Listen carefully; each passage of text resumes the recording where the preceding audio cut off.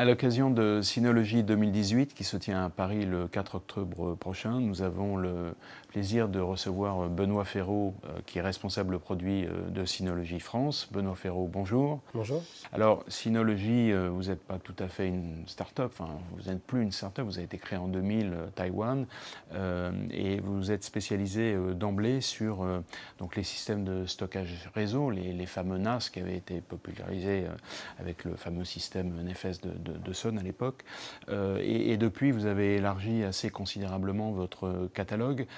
Est-ce que vous pourriez nous dire finalement aujourd'hui où vous en êtes dans cette évolution? Alors depuis cette fondation en 2000, avec à la base la création de notre système d'exploitation DiskStation Manager, en 2004 on a lancé notre premier NAS qui était destiné aux particuliers. Et aujourd'hui nous avons fait évoluer la gamme pour avoir des gammes complètes qui vont des particuliers jusqu'aux entreprises. Depuis ce premier NAS vendu, on a vendu plus de 4 millions d'unités dans le monde. Et lors du lancement de la dernière version de notre système d'exploitation, DSM 6.0, nous avons enregistré plus de 2,7 millions de téléchargements.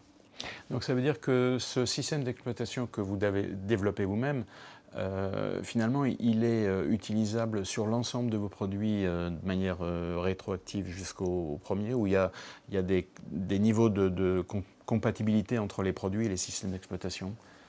Oui, alors effectivement, le premier NAS, le DS1, ne pourra pas accueillir les dernières versions de notre système d'exploitation du fait de ses performances limitées. Bien sûr, le matériel a évolué sensiblement avec le temps. Mais par exemple, aujourd'hui, la dernière version de notre système d'exploitation, DSM 6.2, vous pouvez l'installer sur des NAS qui sont sortis aujourd'hui il y a 5 ans. Donc c'est un système d'exploitation très stable, très performant et très fonctionnel, qui est pensé pour le NAS. Pourquoi vous avez senti le besoin de développer un nouveau système d'exploitation pour des systèmes de stockage NAS, alors qu'il en existait déjà sur le marché? Quels étaient les vrais besoins de faire ça? La création de ce système d'exploitation, en fait, c'était sur la base d'une idée que le stockage allait se démocratiser, c'est-à-dire que tout un chacun allait avoir de plus en plus de données chez soi et aussi de plus en plus de périphériques. Et donc il fallait trouver un moyen de pouvoir distribuer cette information aux différents périphériques de la maison. Et donc c'est sur la base de cette idée et de cette vision, si je puis dire, que la société Synology a décidé de créer son propre système d'exploitation, DiskStation Manager. Donc dans votre cheminement, finalement, vous êtes parti du plus simple, puisque vous avez parlé du particulier qui allait avoir son système de stockage chez lui, ce qui était un peu visionnaire d'ailleurs en 2000, parce que déjà penser ça, aujourd'hui ça paraît relativement normal, mais à l'époque ça l'était peut-être pas tout à fait. Donc vous êtes parti du très simple pour aller vers le plus compliqué, de telle sorte que vous pouvez aujourd'hui répondre à l'ensemble des besoins, que ce soit pour des particuliers comme ce soit pour des grands comptes. C'est un peu ça l'idée. Voilà, donc l'idée c'est d'avoir des gammes de produits adaptées à ces besoins. On a une gamme de produits qui est dédiée aux particuliers, des gammes de produits dédiées à la petite entreprise, aussi bien pour les grands comptes. Et sur l'ensemble de ces modèles, on peut installer notre système d'exploitation avec une offre à la carte, c'est-à-dire qu'on sélectionne les applications dont on aura besoin en fonction du cahier des charges qu'on aura établi ou des besoins multimédia, par exemple, pour le particulier. Et alors en termes de distribution, parce que finalement la manière d'adresser, comme on dit en beau français, les particuliers ou les grandes entreprises ne sont pas tout à fait pareilles. Donc est-ce que vous avez panaché un peu je dirais la vente directe et puis la vente indirecte, ou est-ce que vous êtes organisé de manière un peu différente? Alors on a un mode de distribution qui est 100% indirect. On a des grossistes qui vont eux-mêmes revendre à des revendeurs pour arriver finalement jusqu'au client final, donc que ce soit pour les particuliers ou pour les professionnels. Y compris pour les très grands comptes, donc tout passe en indirect. Effectivement. D'accord. Alors, vous mettez en avant, et c'est un peu comme ça que vous différenciez de la concurrence, vous mettez en avant un certain nombre de fonctionnalités, donc centralisation de données, sauvegarde, partage et synchronisation. Est-ce que tout ça est disponible sur l'ensemble de vos produits, ou est-ce que finalement, en fonction des besoins, on peut en sélectionner enfin, ceux qui nous intéressent et les utiliser sur les systèmes dont on a la charge? Alors, on peut installer notre système d'exploitation sur l'ensemble de nos modèles de NAS, donc ça c'est prévu. Et après, on sélectionne les applications dont on aura besoin en fonction comme je disais, soit du cahier des charges ou des besoins multimédia. Donc on a des applications par exemple qui vont être disponibles uniquement pour certains modèles de NAS. Ça c'est en fonction des performances. Donc par exemple les fonctionnalités de haute disponibilité ou de réplication de NAS à NAS vont être disponibles uniquement sur des modèles très très performants. Après les applications multimédia par exemple seront disponibles dès nos NAS entrée de gamme pour les particuliers. Donc c'est un vrai Lego, un vrai assemblage, on fait en fonction de son... Ce qui veut dire finalement qu'il y a malgré tout une étude des besoins préalable. C'est-à-dire qu'en gros, on n'achète pas le produit sur étagère, on réfléchit un peu et ça, je suppose que vos partenaires aident les clients à le faire, enfin en tout cas les entreprises, définir leurs besoins pour ensuite choisir les bons produits avec les bonnes fonctionnalités qui vont avec. Exactement. Donc on insiste beaucoup sur...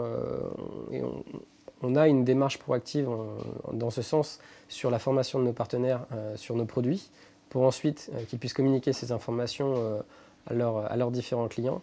Et également, nous en tant que marque, en tant qu'institution, nous avons développé sur notre site web toute une gamme d'outils qui vous permettent de pouvoir sélectionner votre NAS en fonction de vos besoins.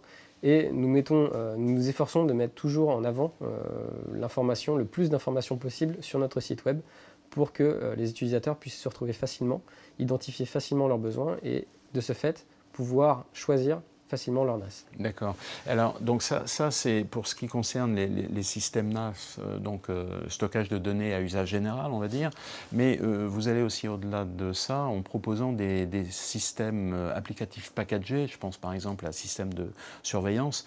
Donc, est-ce que c'est un modèle que vous allez développer et pour quel type d'application?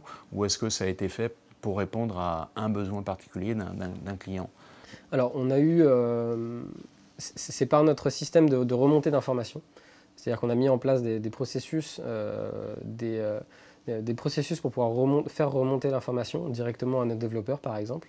Donc que ce soit via notre plateforme de demande des clients, ou bien lors des événements qu'on organise, donc par exemple à l'occasion de Synology 2018 ou des workshops qu'on a pu faire.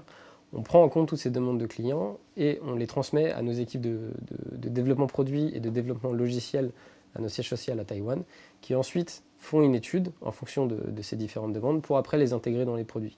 Donc, ce qui nous permet d'avoir un produit qui répond toujours à la demande de nos clients. Donc, ces offres packagées de vidéosurveillance, par exemple, ça a été des demandes de clients nombreuses qui ont voulu avoir la possibilité de cumuler ce système de NAS, donc c'est-à-dire de partage de fichiers, mais aussi de vidéosurveillance. D'accord. Et il y a d'autres exemples de ce type? Oui, bien sûr. Donc, par exemple, la virtualisation, ça a été une très grande demande de nos clients, le fait de pouvoir virtualiser des machines sur nos NAS. Et donc, on a développé depuis à peu près 2 ans une application qui permet de pouvoir virtualiser des systèmes sur nos NAS. Très bien. Alors, système de stockage, on pense évidemment à des produits que les particuliers et les entreprises installent chez eux. Mais vous avez aussi évolué, comme tout le monde, vers le cloud. Et donc, vous avez ouvert en mars dernier un système de stockage NAS accessible via le cloud, donc sur un data center qui est en Allemagne.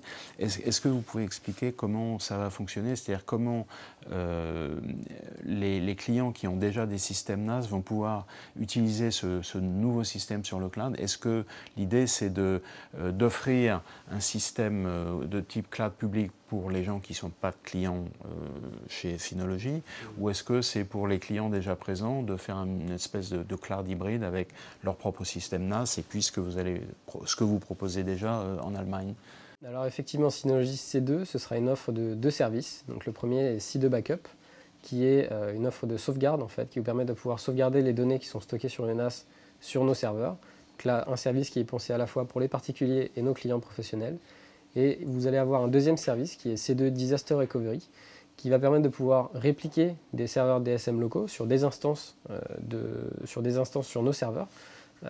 Et donc là, ce service est plus pensé pour les professionnels, pour garantir une continuité de service en cas d'incident sur site. Donc là, pour l'instant, c'est un data center qui est en Allemagne et en fonction des contraintes qu'on connaît, en particulier la GDPR, mais donc la nécessité de localiser les données, en tout cas de pouvoir dire où on localise les données. Est-ce que vous allez ouvrir d'autres data centers en Europe prochainement? Alors pour l'instant, c'est encore à l'étude. On va sûrement ouvrir d'autres data centers à travers le monde. Mais en tout cas, pour l'instant, ce sera ce premier data center en Europe. Alors bien sûr, en fonction de l'évolution des services, on sera sûrement amené à ouvrir de nouveaux data centers. Très bien, bah écoutez, merci beaucoup. Je crois qu'on a fait un tour assez complet, mais on aura l'occasion, donc à l'occasion de Synology 2018, donc qui, je le rappelle, se tient le 4 octobre prochain à Paris, d'avoir de plus amples informations sur l'ensemble des offres et des services que vous proposez. Benoît Ferraud, merci beaucoup. Merci à vous.